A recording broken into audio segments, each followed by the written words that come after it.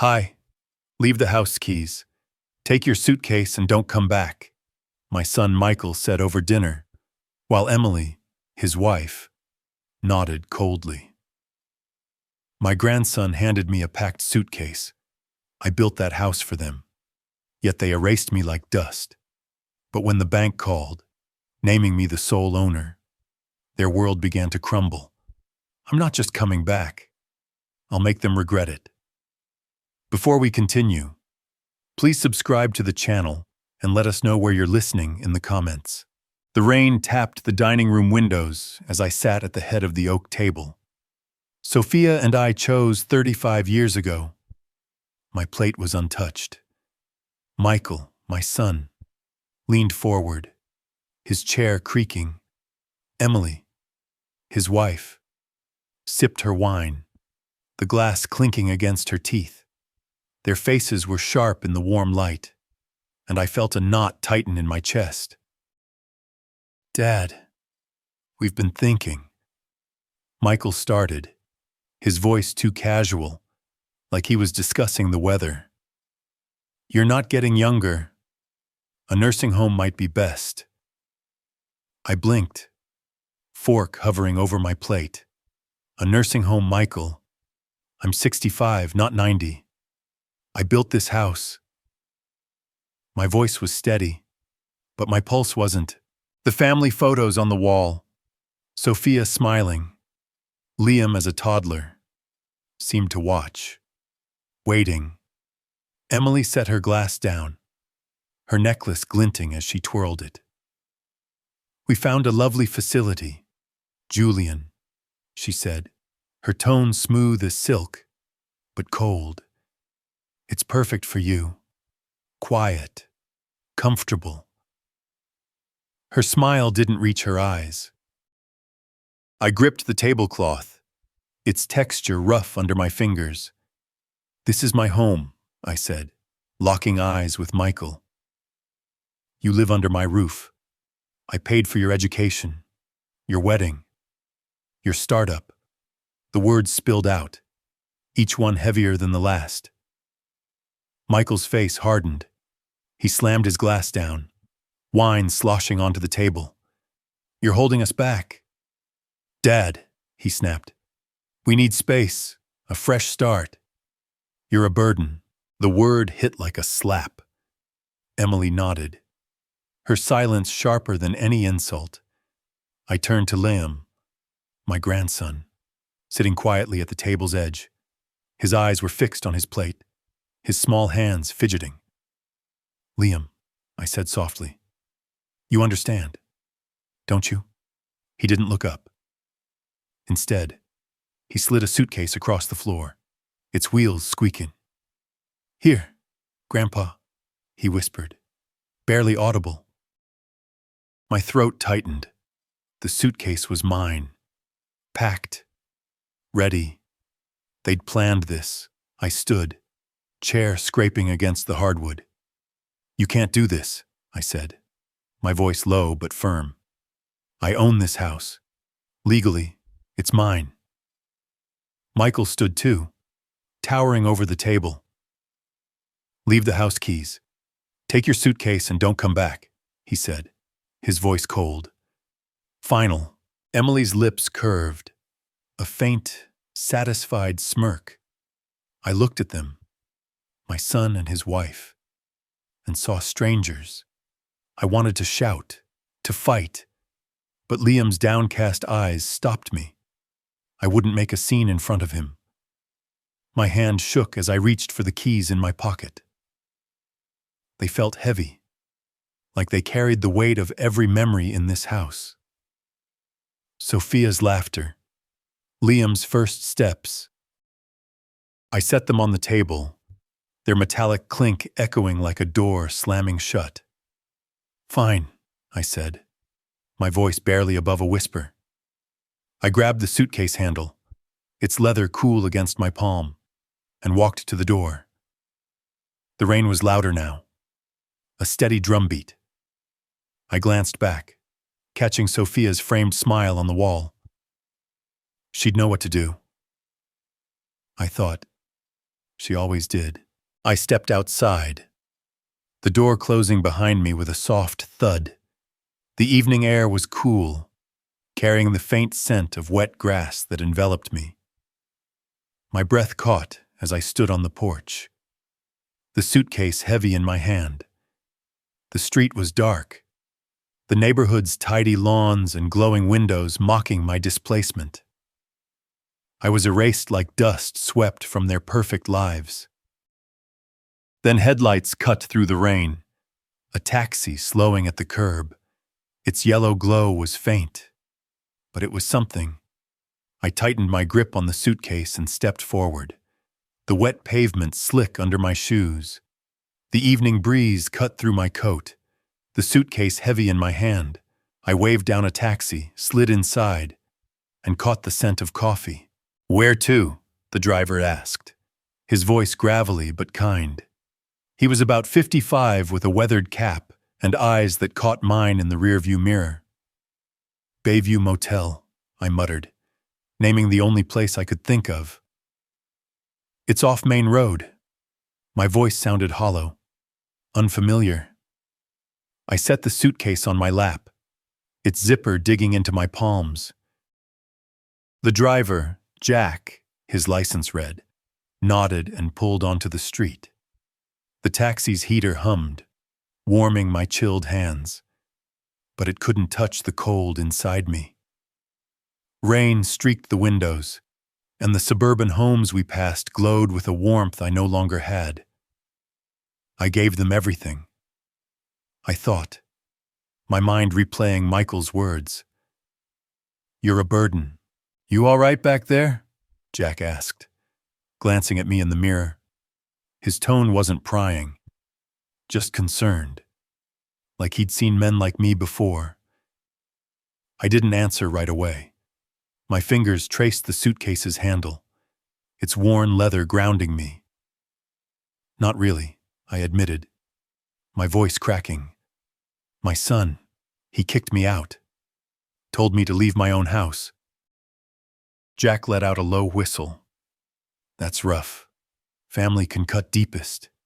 He adjusted the mirror, his eyes steady. "Want to talk about it?" I hesitated. The rain's rhythm filled the silence. Then it spilled out. "We were having dinner," I said, my words halting. "Michael, my son, said I should go to a nursing home. His wife, Emily, backed him up, cold as ice. They'd packed my suitcase, even got my grandson to hand it to me." My throat tightened at the memory of Liam's whisper. "Here, Grandpa." Jack shook his head, his hands steady on the wheel. "That's a low blow using the kid." He paused, then added, "Sounds like they're after something. Money. The house." I nodded, staring at the rain. "The house. I built it for them. For Sophia. My wife. She's gone now.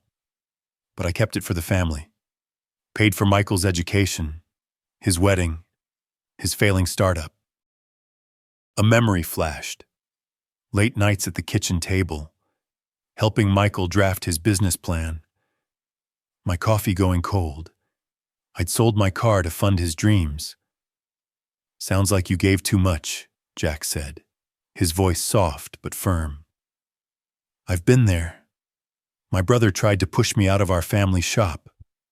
Thought I was too old to run it." He chuckled, but it was bittersweet. I fought back, kept what was mine. "How?" I asked, leaning forward. The suitcase slid slightly, its weight a reminder of my uprooted life. "Got help," Jack said. "A guy who knows the law fights for folks like us." He reached into the glove box, pulling out a business card. "Robert Hayes, advocate, helped me keep my shop. Might help you with that house." He handed me the card, its edges worn but sturdy. I took it, the paper warm from his hand. "Thanks," I said, tucking it into my pocket. My fingers brushed the damp fabric of my coat, and I felt a spark, faint but real. "Fight back." The words echoed, mingling with the rain's patter. We passed a house with a swing set lit by a streetlight. It reminded me of Liam's childhood, the backyard playset I'd built with my own hands. I'd funded his world, and now his parents had torn mine apart. I don't know if I can do this, I admitted, my voice barely above a whisper. Fight my own son. Jack glanced back, his eyes kind but unyielding. You're strong, Julian, but too kind. Sometimes you fight. Even family. You don't have to take this. He paused, then grinned. Tell you what, you get that house back. You owe me a beer. I managed a small laugh, the first in hours. Deal, I said, the word feeling like a promise. The motel's neon sign loomed ahead, its red glow flickering through the rain. Jack pulled up to the curb, refusing my attempt to pay. This one's on me, he said. Call Robert. He'll set you right. I stepped out, the evening air cooling my face. I pulled the suitcase toward the motel's entrance, its glass door reflecting the dim glow of a street lamp. I clutched Jack's card in my pocket, its edges sharp against my fingers. For the first time that night, I felt something solid under me, like ground after a fall. I turned toward the door and walked forward. The taxi pulled up to the Bayview Motel, its neon sign flickering in the rain, casting red reflections on the wet pavement. I thanked Jack, stepped out, and my footsteps echoed as I dragged the suitcase to the entrance. The wind drove rain into my face, but I felt resolve growing inside me, solid as the ground beneath my feet. The motel clerk barely looked up as he slid a key card across the counter, his indifference a mirror to the hollow ache in my chest. I mumbled a thanks, grabbed my suitcase, and headed down the dim hallway. The door to room 12 beeped unnaturally loud in the silent corridor, and I stepped inside. The air smelled of musty carpet and stale air freshener. A lumpy bed sat against faded wallpaper, and outside a neon sign buzzed, casting red shadows across the room. I dropped the suitcase, its thud echoing my displacement, and surveyed the space. This wasn't home. I unzipped the bag, my hands moving on autopilot. In a side pocket, I found it, a small framed photo of Sophia, her smile warm against the cold glass. My breath caught. I set it on the nightstand. The wood scratched but sturdy and sank onto the bed. You'd know what to do, wouldn't you? I whispered, tracing her face with my thumb. The photo's worn edges felt like a lifeline. The room was too quiet, the kind of silence that presses against your ears. I leaned back, the headboard creaking, and let my mind wander. I saw us, Sophia and me, 35 years ago, picking out the oak table for our new home. We'd built that house together, every nail and shingle a promise to our family. Michael was just a boy then, his laughter filling the garden. I'd skipped vacations, sold stocks, poured everything into his dreams, his degree, his wedding, that startup he swore would change the world. How did it come to this? The neon's hum filled the silence, relentless. I stood, pacing the small room, my shoes scuffing the carpet. The faded curtains caught my eye, their floral pattern a ghost of the drapes Sophia sewed for our dining room. I could see her now, needle in hand, humming softly as she worked. For our home, she'd said, her eyes bright. That home was mine, legally, morally. Michael's words, you're a burden, burned in my mind, each syllable a betrayal. I sat back down facing Sophia's photo. How did I let this happen? I asked, my voice rough. I trusted him, I thought he'd learned from you.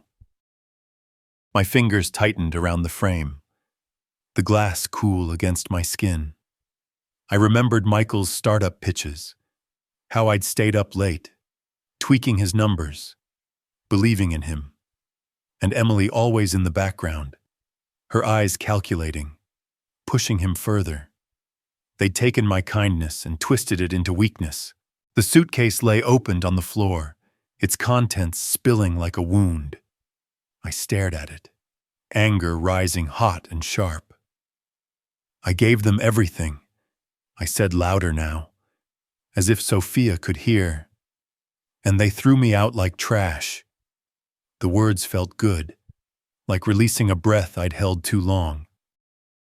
I thought of Liam, his reluctant hands pushing the suitcase, his whispered, "Here, Grandpa." He was caught in their web, but maybe not too far gone. I leaned forward, elbows on my knees. I won't let them take it all. I told Sophia, my voice steady now. The house, our memories, my dignity. They don't get to erase me. The neon buzzed, a constant reminder of where I was. But it didn't matter. I had a plan, or at least the start of one. Jack's words echoed. Sometimes you fight. Even family. He was right. I'd been too kind, too trusting. But that ended tonight. I glanced at the nightstand, where Jack's card sat beside Sophia's photo. Robert Hayes, advocate. The name felt like a door cracking open, letting in light. I'd call him in the morning, lay out the facts, the deed in my name, the payments I'd made, the life I'd built. Michael and Emily thought they'd won, but they'd underestimated me. I wasn't just a father or a grandfather. I was Julian Ashford, and I'd fight for what was mine. I lay back on the bed, the mattress sagging under me. The neon's red glow pulsed through the curtains, but my eyes were on the card. Tomorrow I'd start. Tomorrow I'd take the first step for Sophia, for Liam, for me. I closed my eyes, the buzz fading as resolve settled in, solid as the ground beneath me. Morning brought fainted light through the motel's curtains, and I knew I couldn't sit still any longer. Jack's card lay on the nightstand, Robert Hayes' name calling me to action. I dialed his number, arranging to meet at a cafe on Maple Street, a few blocks from the motel. Grabbing my coat, I stepped into the drizzle, my steps quickening with every thought of the home I had to reclaim. The drizzle coated Boston streets in a soft sheen as I pushed open the cafe door, the bell jangling above me. The aroma of fresh coffee hit me, warm and grounding, a stark contrast to the motel's stale air. Wooden tables were scattered across the room, each holding a couple or a lone reader, their murmurs blending with the hiss of the espresso machine.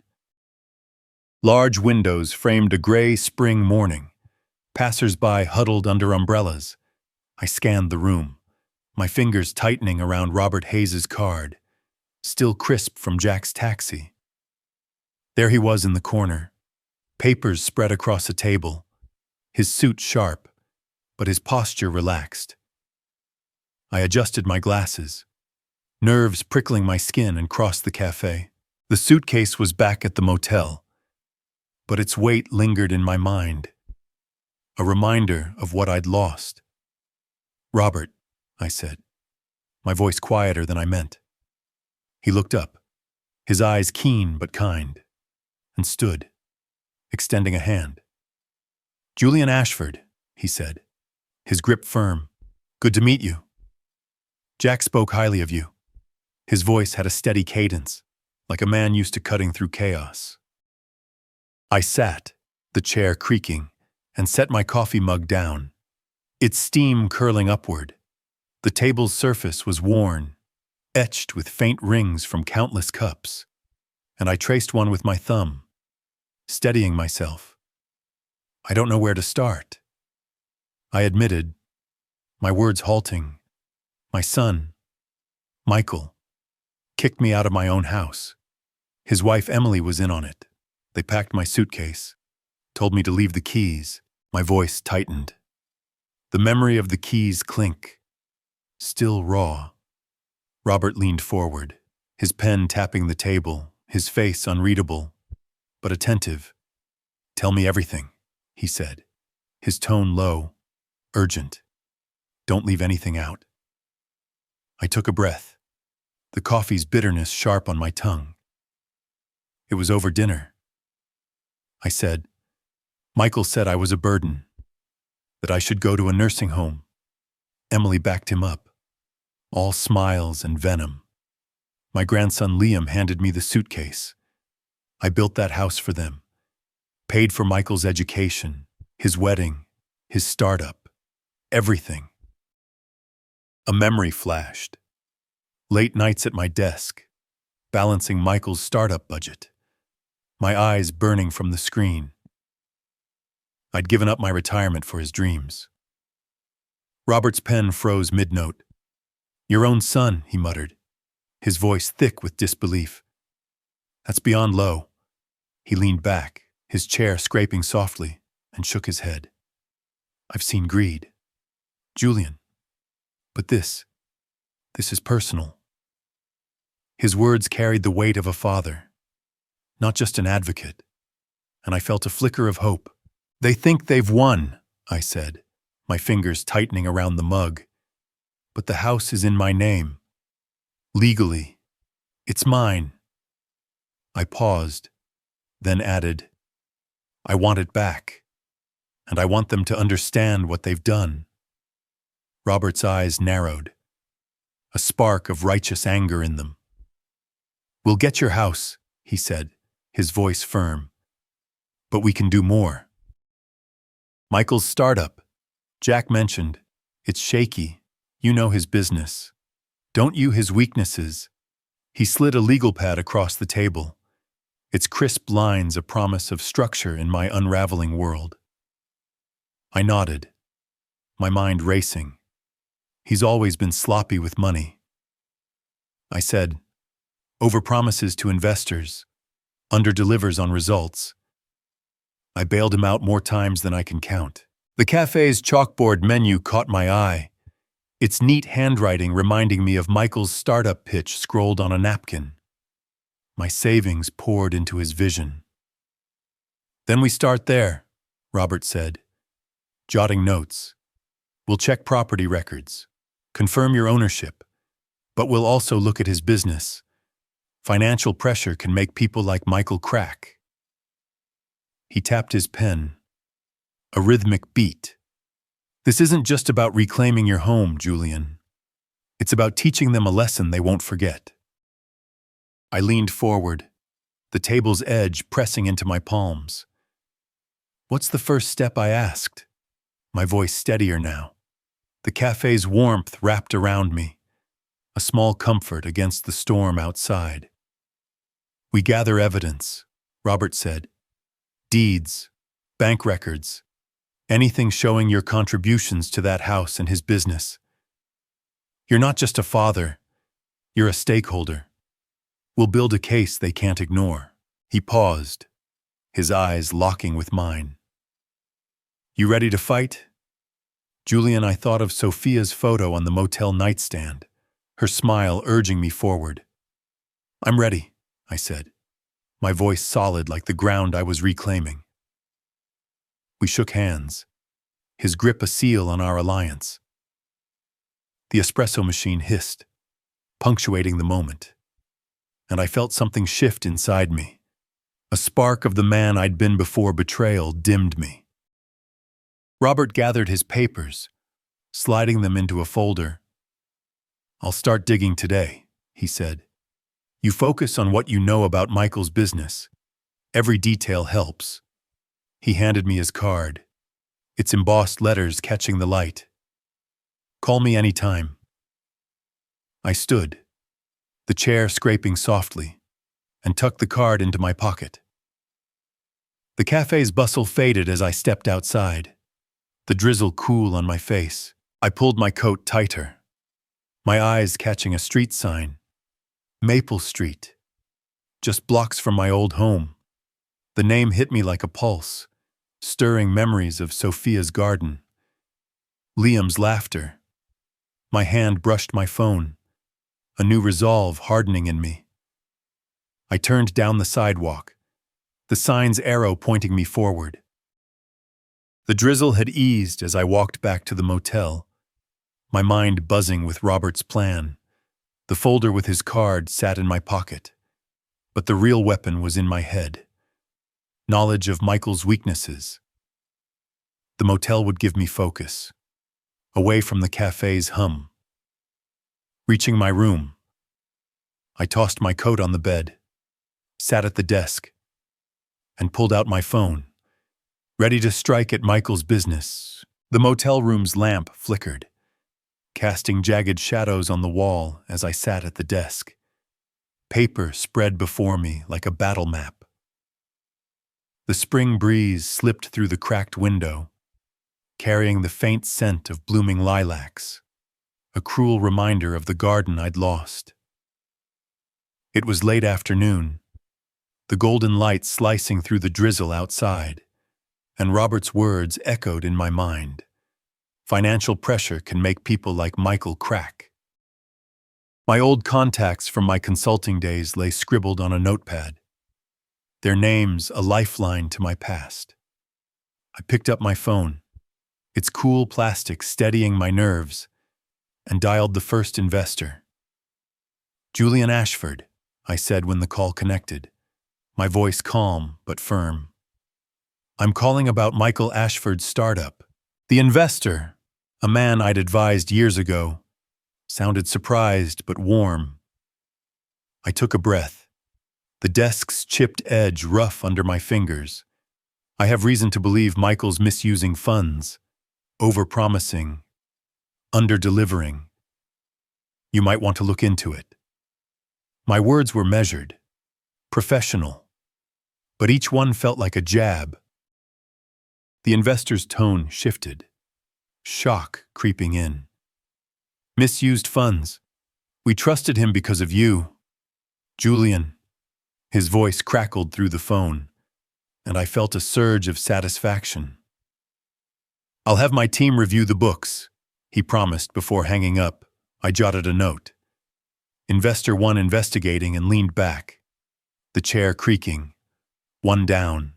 I paced the room, the carpet muffling my steps, and dialed the next number. The suitcase sat open by the bed, its contents untouched since last night, a silent witness to my uprooted life. Each call grew easier, my voice steadier, my old expertise resurfacing. I helped to build his business, I told another investor, a woman with a sharp edge. But he's been reckless. Check his expense reports. She gasped, promising a full audit. I marked her name. Investor 2 rattled and kept going. A memory hit me as I scribbled. Michael at 28. His startup pitch scrolled on a diner napkin, my pen circling errors. I taught him how to balance a ledger, sold stocks to fund his dreams. The pen's scratch on my notepad now felt like a weapon, turning his betrayal back on him. I'd been a fool to trust him, but I wasn't that man anymore. 3 calls in, my hand ached from gripping the phone, but the thrill of action pushed me forward. The investor's reactions, shock, suspicion, urgency validated me. Michael's house of cards was wobbling, and I'd barely started. I paused, the motel's silence heavy, and glanced at Sophia's photo on the nightstand.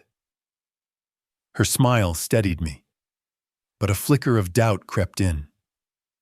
What if this backfired? What if I hurt Liam in the crossfire? I shook it off, my fingers tapping the desk. This wasn't about destruction. It was about justice. Michael and Emily thought they could erase me, but they'd forgotten who I was. I'd built their world, and I could dismantle it piece by piece. The lamp's flicker slowed, its light steadying, and I felt a quiet triumph settle in my chest. I made one final call to a hedge fund manager who'd always respected my advice. "Julian, if this is true, we're pulling our funding," he said, his voice grim. I thanked him, hung up, and exhaled, the air heavy with the weight of what I'd done. The investors were circling, and Michael would feel the squeeze soon. I leaned back, the chair groaning, and stared at my notes, their inked lines a map of my counterattack. The breeze from the window cooled my face, and I felt the motel's walls shrink around me, urging me to keep moving. I'd struck the first blow, and it felt right. Clean, precise, like the consultant I'd been. But the fight was far from over. Emily's cunning lingered in my mind, a shadow behind Michael's bluster. She'd have a plan, and I needed to be ready. My phone buzzed, snapping me out of my thoughts. A text from an unknown number glowed on the screen. "You'll regret this, Dad." My pulse quickened, my thumb hovering over the message. Michael knew the game was on, and I wasn't backing down. I stood, the desk's edge biting into my palm, and stared at the text. Its words a challenge I was ready to meet. The motel room's silence was suffocating, broken only by the faint hum of the neon sign outside. My phone sat on the desk, its screen still glowing with Michael's text. "You'll regret this, Dad." My hand trembled as I read it again. The words sharp as a blade. I paced the small space, the carpet worn under my shoes, my mind racing. I'd struck first, calling his investors, and now he was hitting back. The suitcase by the bed gaped open, a reminder of how far I'd been pushed, but I wasn't the one running anymore. The phone buzzed again, this time a call. Michael's name flashed and my stomach tightened. I took a breath, the air stale, and answered, keeping my voice even. "Michael," I said, my tone flat, like I was discussing the weather. "You're destroying everything I built," he shouted, his voice cracking through the speaker. "You called my investors, lied about me. You think you can ruin me?" His words were frantic, unhinged, but I caught Emily's shadow in them, her calculated venom shaping his rage. I leaned against the desk, its chipped edge grounding me. "I told the truth," I said, calm but firm. "You've been reckless with their money. They deserve to know." My pulse hammered, but my voice didn't waver. I'd spent years bailing him out, and now I was done. "Truth," Michael spat. "You're a jealous old man. Dad, Emily's right. You're trying to sabotage us. We're suing you for defamation. And the neighbors, they think you're unhinged. We've told them everything." His words were a jab meant to wound, but they only sharpened my resolve. I clenched my fist, the phone's plastic cool against my ear.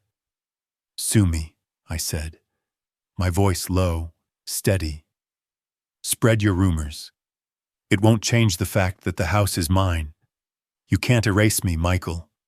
I hung up before he could respond. The silence that followed heavy, electric. Emily's plan was clear now. Defamation, public shame, anything to discredit me. She was the brain, Michael the blunt force. I grabbed my coat, the motel's walls closing in, and stepped outside. The evening air was cool, the sunset painting the sky in soft pinks. I walked to a nearby park, the damp grass crunching underfoot, needing space to think. Blooming cherry trees lined the path, their petals scattered like confetti, and I remembered planting a garden with Sophia, our hands dirty, our laughter light. That home, those memories, they were worth fighting for. I sat on a bench, the wood cold through my jeans, and replayed Michael's words. Defamation neighbors. Emily's fingerprints were all over this, her need for control driving their counterattack. I'd underestimated her, but not anymore. My calls to the investors had rattled them, and this was their desperate flailing. I felt a spark of defiance, hot and sure, burning away my doubt. The park's quiet was broken by a bird's chirp. Sharp in the dusk, I pulled out my phone. Robert's number already dialed. Michael and Emily thought they could scare me off, but they'd misjudged me. I'd been too kind for too long, but kindness wasn't weakness. It was strength, and I had used it to outsmart them. The phone rang, and I straightened, the cherry blossoms swaying above me. "Robert," I said when he answered, my voice steady. "They're coming for me. We need to hit back harder." Robert suggested meeting at his office immediately, his voice calm but urgent over the phone. I stood from the bench, cherry blossoms falling around me, and hurried toward downtown, my steps matching the rhythm of my resolve. Robert's office was a few blocks away, and I reached it in half an hour, the folder of documents warm in my hand as I pushed open the door. The spring sun poured through the window of Robert Hayes's law office, catching the dust motes that danced above his desk. I stood in the doorway, my phone still warm from Michael's venomous call, his threats, lawsuits, rumors echoing in my ears. The office was tidy with shelves of legal books and a worn leather chair that creaked as Robert gestured for me to sit. The faint scent of ink and old paper grounded me, a stark contrast to the chaos swirling in my mind. I set my hands on the desk, the wood cool under my palms, and took a breath. "They're coming for me." "Robert," I said, my voice low but steady. "Michael called last night, ranting about defamation. Emily's got him spreading lies to the neighbors, saying I'm unstable." My jaw tightened. The memory of his words, "You'll regret this, Dad," burning like a fresh cut.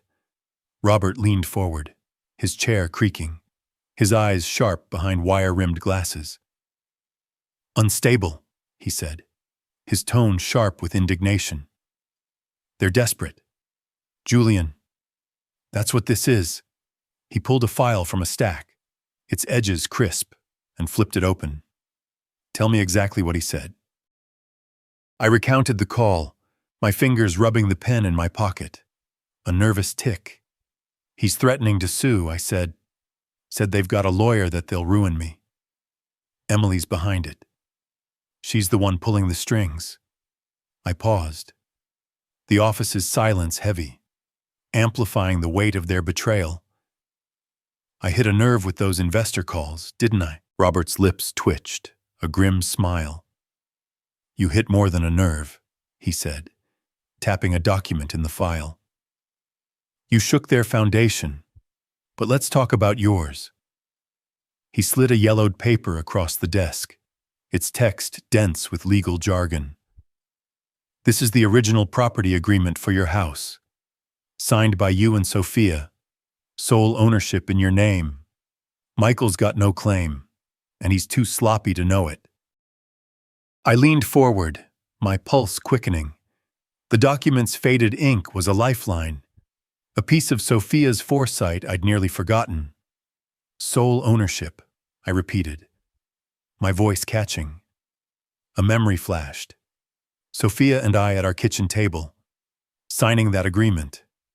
Her hands steady as she said, "This protects us." Julian. I'd trusted her then, and now she was saving me again. "Exactly," Robert said, his pen pointing at a clause. "They're banking on you folding. But this," he tapped the paper again. "This says you don't have to. We can countersue for attempted fraud. They tried to push you out of your own home, Julian." That's not just personal. It's illegal. His voice carried a righteous edge like a father defending his own. I exhaled, the leather chair squeaking as I shifted. Fraud, I said, testing the word. It fit. Michael's greed. Emily's schemes all laid bare. But a flicker of doubt crept in. What about Liam, my grandson? He's caught in this. I don't want him hurt. My fingers tightened around the pen, its ridges biting into my skin. Robert's expression softened, but his voice stayed firm. We'll protect Liam, he said. This isn't about him. It's about holding his parents accountable. But we need to move fast. Their lawsuit's a bluff, but it'll cost you time and money if we don't shut it down. He leaned back, his eyes locking with mine. You've got another angle, don't you? Something you're not telling me. I hesitated. The office's sunlight warm on my face. He was right. I had a plan, a way to tighten the screws on Michael's business. But it was risky, and I wasn't ready to share it. Let's start with the countersuit, I said, dodging his question. But I know Michael's weak spots, his startup's bleeding money, and I can push harder. My voice was steady, but my mind raced, plotting moves I'd keep close for now. Robert nodded, jotting a note. Good, he said. We'll file the countersuit today. Demand they back off. You keep digging into his business. Every mistake, every shortcut. We'll bury them in evidence. He slid the property agreement into a folder, its weight a promise of justice. You're not just fighting for your house, Julian. You're fighting for your life. I stood, my chair scraping softly, and took the folder. The bookshelves loomed behind Robert, their spines a reminder of the battles fought in these pages. I'd been a consultant, a planner, a father who gave too much. Now I was a fighter, and I wouldn't stop. Let's do this, I said, my voice solid like the ground I was reclaiming. Robert rose, shaking my hand, his grip firm. I'll call you with updates. He said, stay sharp, Julian. They're rattled, and that makes them dangerous. The office's silence settled around us, a calm before the storm. I stepped outside, the folder heavy in my hands, the spring air cool against my face. Across the street, a bank sign glinted in the sunlight, its letters bold and unyielding. My eyes narrowed, a plan sparking in my mind. I tucked the folder under my arm and crossed the road, my steps purposeful. The bank's doors looming closer. The bank's marble floors gleamed under the spring light, their polish reflecting the hushed efficiency of the place. I stepped inside, Robert's legal folder tucked under my arm, its weight a steadying force. The air was cool, laced with the faint hum of a printer and the murmur of tellers. Tall windows let in a warm glow, but the sterile atmosphere tightened my chest. I approached the counter, my jacket straightened, a small act of reclaiming dignity, and asked for a private meeting. A banker, her tie crisp and her name tag reading Miss Thompson, led me to a glass-walled office. I sat, the chair's fabric stiff, and set the folder on the desk. I need to confirm ownership of my property, I said, my voice calm but firm, and check for any irregularities. My fingers smoothed the folder's edge, a nervous habit, but my eyes held hers. Miss Thompson nodded, her fingers flying over a keyboard, the screen's glow illuminating her face. Address, she asked, her tone professional but warm. I gave it my home, the one I'd built with Sophia, now a battleground. The printer whirred, spitting out records, and she slid them across the desk. You're listed as the sole owner, Mr. Ashford, she said, her voice steady. No liens, no co-owners. The deed's clean. I exhaled, relief flooding me. But I wasn't done. There's more, I said, leaning forward. My son, Michael Ashford. He's been using the house in his business dealings. I need to know how. My pulse quickened, the marble floor's cold sheen reminding me of Michael's startup office, its lavish decor funded by my sacrifices. I'd poured my savings into his dreams, and now I suspected he'd crossed a line. Miss.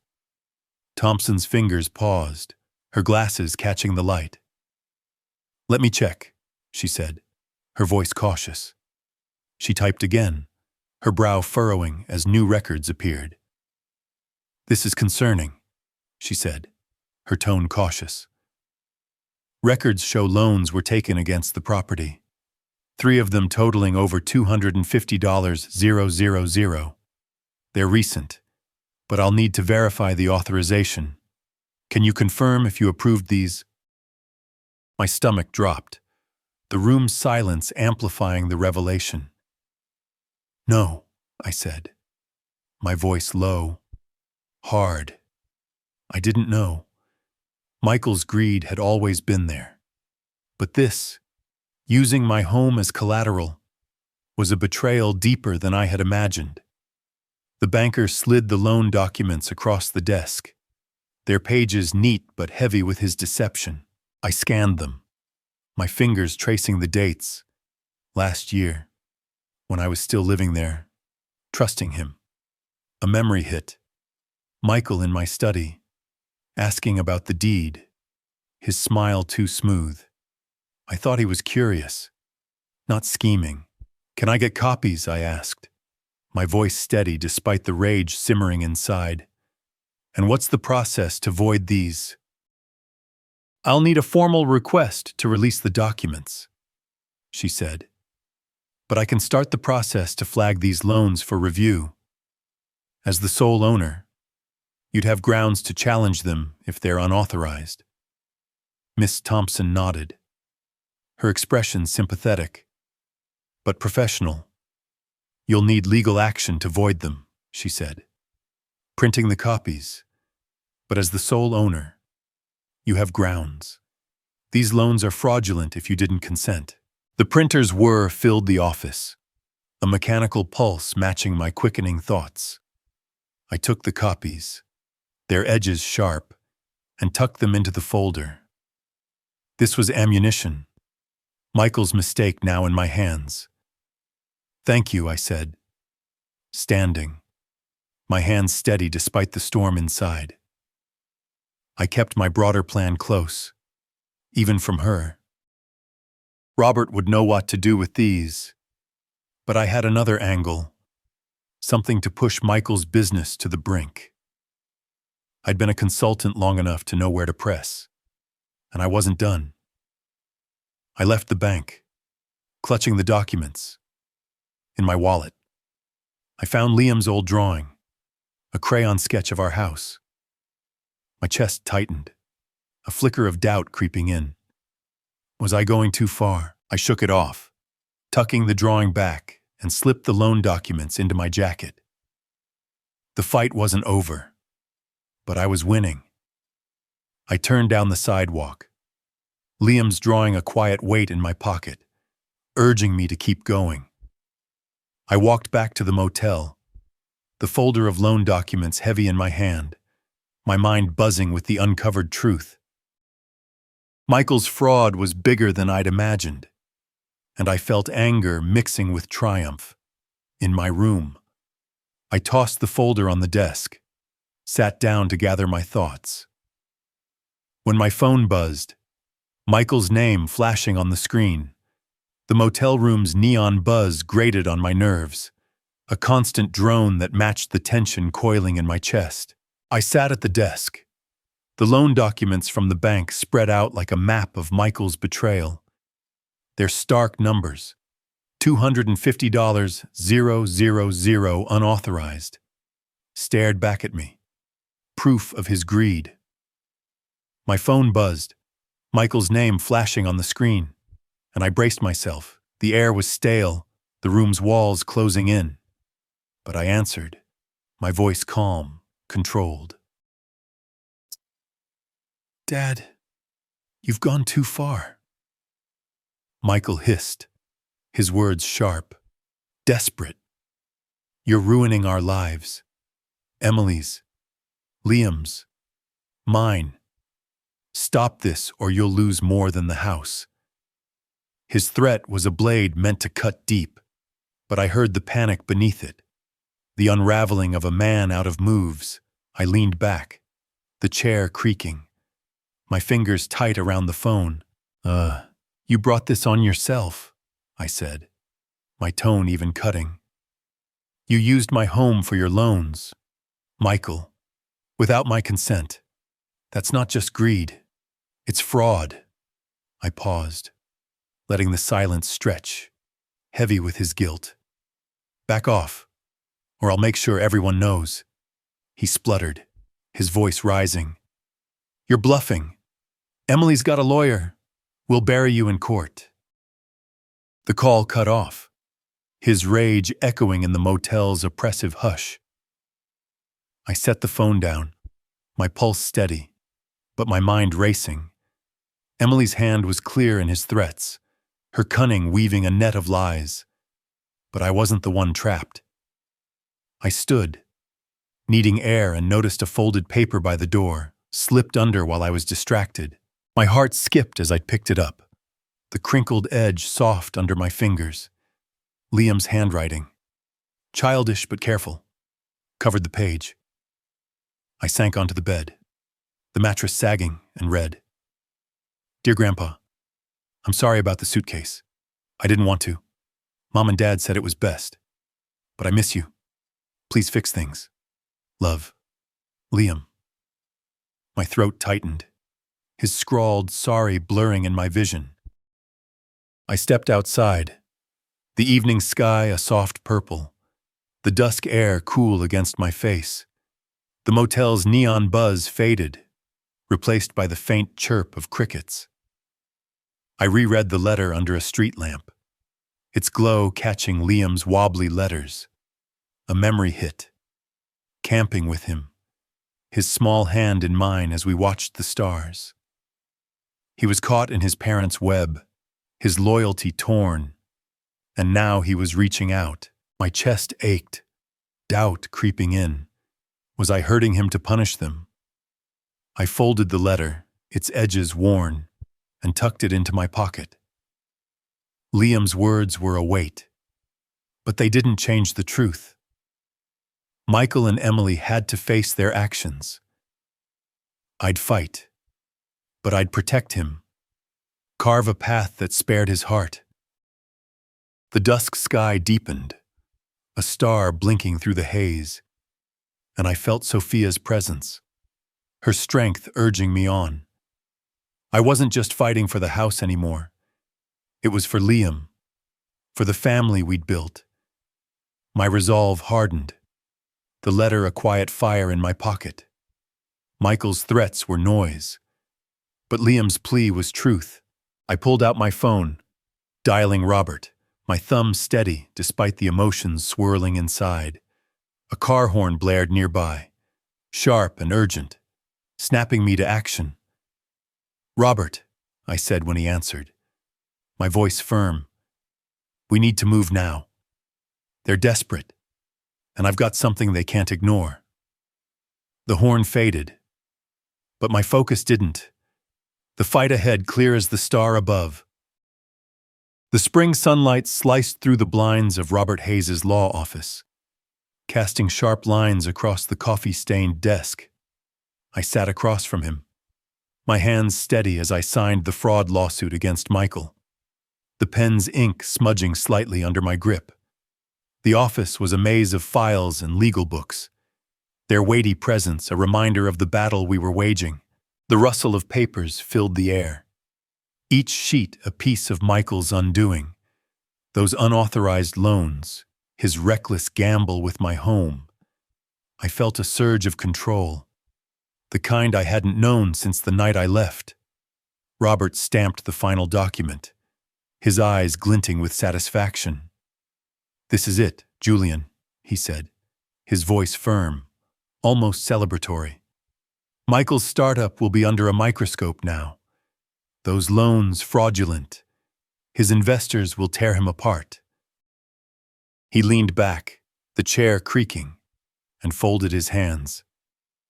"You've got him cornered." I nodded, a faint smile tugging at my lips. "He thought he could erase me," I said, my voice low but solid. "But he forgot who taught him to play the game." The folder of lawsuit papers sat between us, crisp and heavy, a symbol of justice I'd earned. A memory flickered. Michael at my desk years ago, my hand guiding his through budget sheets, believing in his dreams. Now those dreams were his noose. "We're filing today," Robert said, stacking the papers. "The court will notify him soon, but may take weeks to resolve. Still, Emily's defamation threats are smoke.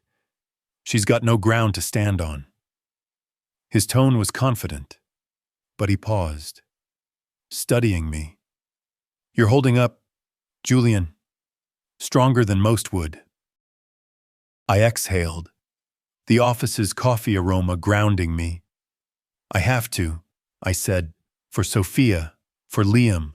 My grandson's letter, tucked in my pocket, was a quiet weight, a reminder of the cost of this fight.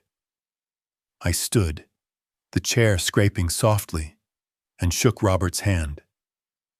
"Let's finish this," I said, my voice steady, carrying the resolve I'd built over weeks.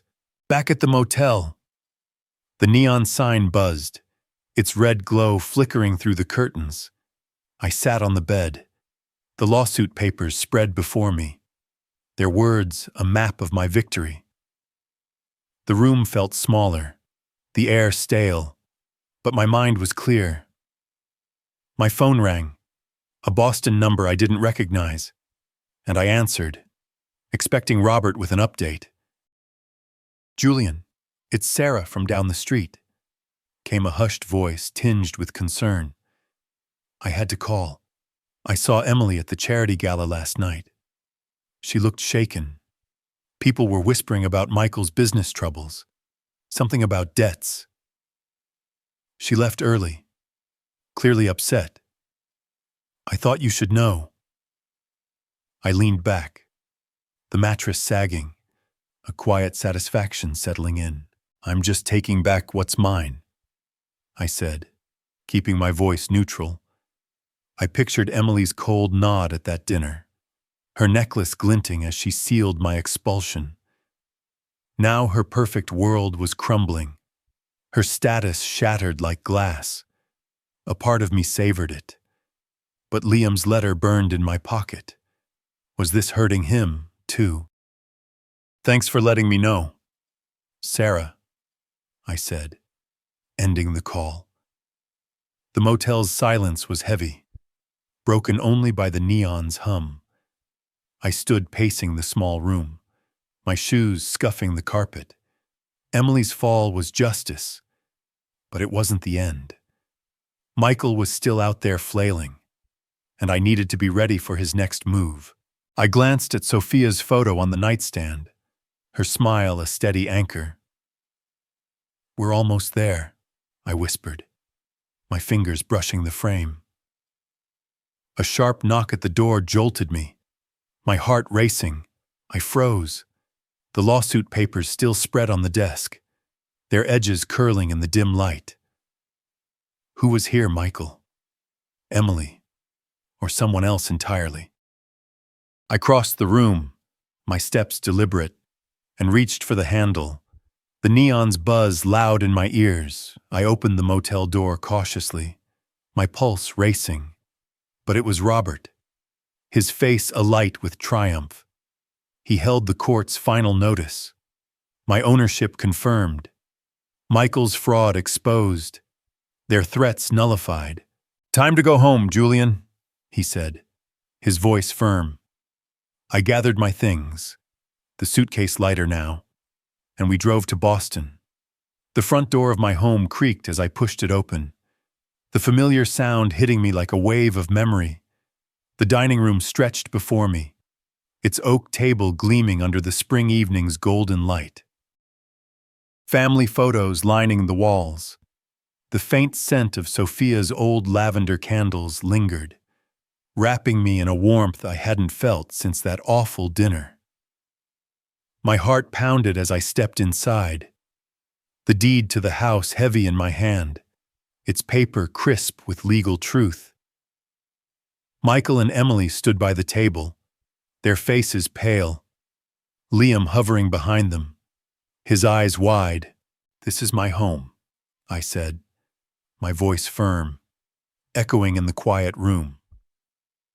I set the deed on the table, its weight silencing their protests before they could start. Michael's shoulders slumped, his usual bluster gone, while Emily's hands trembled, her necklace still, but her composure cracked. I'd come straight from the motel, the knock on my door revealing Robert with the court's final notice. Michael's fraud exposed, their threats nullified. After weeks of legal battles, the court had issued a preliminary ruling in my favor, exposing Michael's fraud and nullifying their threats, paving the way for my return.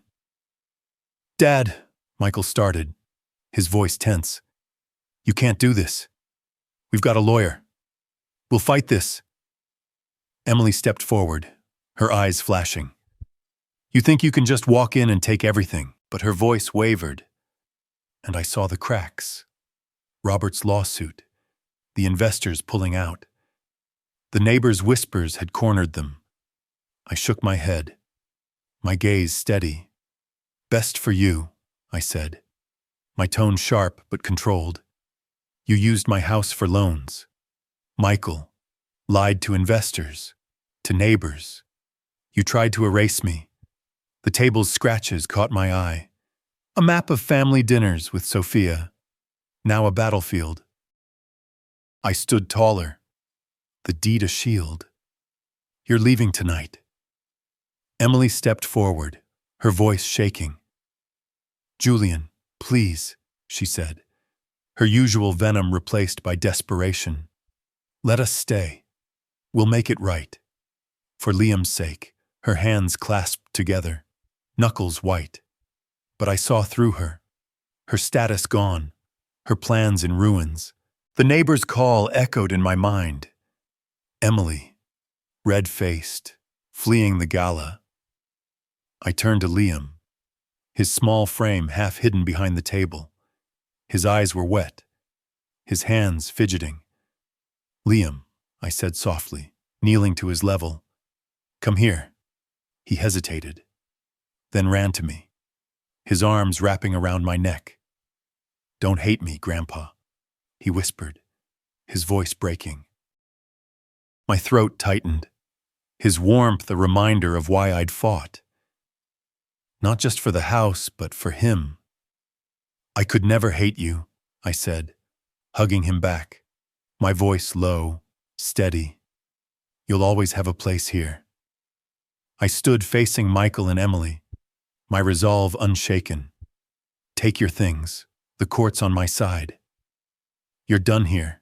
Michael's face crumpled, but he nodded, grabbing the suitcase. Ironic, I thought, remembering mine. Emily gathered her purse, her movements jerky, her eyes avoiding mine. They shuffled toward the door, the silence heavy, broken only by the creak of floorboards. Liam lingered, his hand brushing mine, and I squeezed it gently.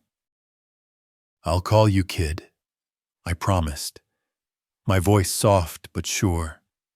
The door closed behind them, the sound final, like a book shutting. I stood alone in the dining room, the lavender scent stronger now, Sophia's presence all around me. I ran my hand over the table, its familiar grooves grounding me. I'd won, reclaimed what was mine. But Liam's hug lingered, a quiet ache in my victory. I reached into my wallet, pulling out Jack's old business card, its edges worn but warm.